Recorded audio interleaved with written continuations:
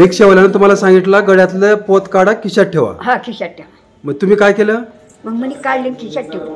हां खिशात पोत पाहिजे तर पोत आहे त्याची रिक्षा गेली नाहीये का? नमस्कार मंडळी, मी नरसिंह भुरे, आरोग्य दूत न्यूज मध्ये आपलं सर्वांचं स्वागत. आज पाचोरा शहरात एक हृदय पिळून टाकणारी घटना घडली. खडकदेवळा येथील 75 वर्षाच्या आजीबाईच्या बाबतीत अशी घटना घडली की त्या शब्दात सांगताना सुद्धा डोळ्यात पाणवतात. आज दिनांक 22 नोव्हेंबर 2025 रोजी या आजीबाई पाचोरा सरकारी दवाखान्यात उपचारासाठी आल्या होत्या. चेकअप झालं, औषध दिली आणि आता तो हळूहळू गावाकडे खडकदेवळाकडे जाण्यासाठी त्या निघाल्या. तेवढ्यात 16 कोटी ऑटो स्टॉप जवळ एक ऑटो थांबला. ऑटो चालक अगदी हळू आवाजात म्हणाला, आजी कुठे जायचंय? खडकदेवळा. या बसा, फक्त 10 रुपये द्या, मी सोडून देतो. पण ऑटोवाला इतक्या विश्वासाने बोलला की त्या बसल्या. पण इथून खरी सुरुवात झाली.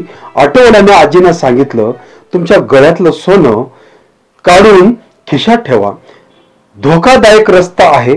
आजीबाईच्या मनात काही वाईट विचार आले नाहीयेत. स्वेटर घातलेलं होतं, शेवटच्या खिशात त्यांनी ते सोनं ठेवलं आणि पुढच्या मिनिटाला ते सोनं गायब. तो ऑटोवाला आजींना ना खडकदेवळा सोडून गेला, ना बस स्टँड, अर्ध्या रस्त्यात कुठेतरी उतरवलं आणि निघून गेला. 75 वर्षाच्या आजीबाई रडत रडत पाचोरा पोलीस स्टेशन मध्ये आल्या. डोळ्यात पाणी, ओठ कापत होते आणि म्हणत होत्या, माझं सोनं, माझ्या मुलांच्या घरासाठी घेतलेलं सोनं परत आणून द्या. त्या म्हणाल्या, मी हे सोनं 3 ग्रॅमाचं घेतलं तेव्हा 6000 रुपयाचं घेतलं होतं. आज त्याची किंमत 37500 झाली आहे. त्यांचा आवाज ऐकताना तिथे उभ्या सगळ्यांच्या डोळ्यात पाणी आलं. सध्या पाचोरा पोलीस या संपूर्ण प्रकरणाची तपासणी करत आहेत. ऑटोवाल्यांना आणि नागरिकांना आव्हान इतकं सांगितल्यावर एक प्रश्न मनात येतो, आपल्या आईसारख्या, आजीसारख्या म्हाताऱ्या महिलांना आपणच फसवणार? त्यांच्या विश्वासाचा गैरफायदा घेणं हा फक्त गुन्हा नाही, पाप आहे. ऑटोवाल्यांना खास सांगतो, काही ऑटोवाल्यामुळे पाचोऱ्याच्या इमेज खराब होतंय. अशी कृत्य करू नका. वृद्ध लोकांना मदत करा, त्यांचा आधार बना. जनतेसाठी महत्वाचा संदेश. अपरिचित वाहनात बसतात, काळजी घ्या. गळ्यातलं सोनं, पर्स, महत्वाच्या वस्तू सांभाळा. अशा घटनेबाबत तात्काळ पोलिसांना माहिती द्या आणि सर्वात महत्वाचं, वृद्धांना एकटे सोडू नका. ही घटना आपल्याला विचार करायला लावते की आज कोणावर विश्वास ठेवावं. आम्ही आरोग्य दूत न्यूज कडून पोलिसांकडे एकच विनंती करतो, या आजीबाईंचं सोनं शोधून देण्यासाठी शक्य ते सर्व प्रयत्न करा. तुम्ही या आजीबाईचा फोटो आणि व्हिडिओ स्क्रीन पाहू शकता. एकदा तरी पहा, तुमच्या स्वतःच्या आजीसारख्याच दुःख त्यांच्या चेहऱ्यावर दिसेल. मला थंडी वाजून आली रात्री. बरं, याच्याहून आली होती मी आणि एकदम थंडी वाजून आली, जेवण दखत नाही अशी आली होती. माझ्या पैसे दवाखान्यात. बरं बरं. मग सरकारी दवाखान्यात आले होते का पाचोऱ्यामध्ये? बरं, मग पुढे काय झालं?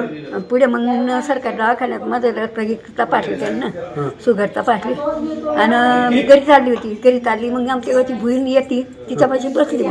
मग नंतर गेली त्या मरजागून मला कसं काय बसाडलं, कारण तो सोया कोठीतून पाय गेली. बरं, तटून बसाडलं त्यानं, बसाडलं पार दूर घेऊन गेला तो. मग खडू घेऊ चालली म्हणे, इथला लबाड बोलला तो. लबाड बोलला आणि खडू घेऊ चालली. त्यांनी तटून पलटावली काही, पलटावून घेतली इकडे वरकडे रस्त्याला लावली. त्यांनी उतरून जाय म्हणे. आज आमच्या गावच्या रिक्षा उद्या राहत्या ना. सोन्याचं काय झालं ते सांग. सोनं कसं गेलं ते सांगा. आजच गेलं ना. कसं गेलं? कसं गेलं? मग त्याने पोत काढून त्याच्यात खिशात ठेवा. बरं बरं. खिशात कसं काय काढली, कसं काय कोणी सांगितलं? रिक्षावाल्याने. त्यांनीच सांगितलं होतं मला. माझा त्या 2 बाईंना पोरगीला आणि ती बाईला घेऊन गेला. रिक्षावाल्यानं तुम्हाला सांगितलं गळ्यातलं पोत काढा खिशात ठेवा. हा खिशात ठेवा. मग तुम्ही काय केलं? मग म्हणे काढले खिशात ठेवलं. हा खिशात पोत पाहिजे तर कुठे पोत आहे त्याची रिक्षा गेली नाहीये का? मी तेव्हा फिरून राहिली. पोलीस स्टेशनला तटे फिरलीचं होतात मी, तटे फिरून आमना गावना तो किती होतं? किती ग्रामचं होती पोत? 3 ग्रामची होती. 3 ग्राम. 1 ग्रामचं पान होतं, 2 ग्रामचं बारीक मणी होतं, गोल मणी, आणि त्याच्यात नवरंगी कडा होता खरी. म्हणजे आरोग्य दूत न्यूज पाहण्यासाठी लाईक करा, शेअर करा, सबस्क्राईब करा. धन्यवाद.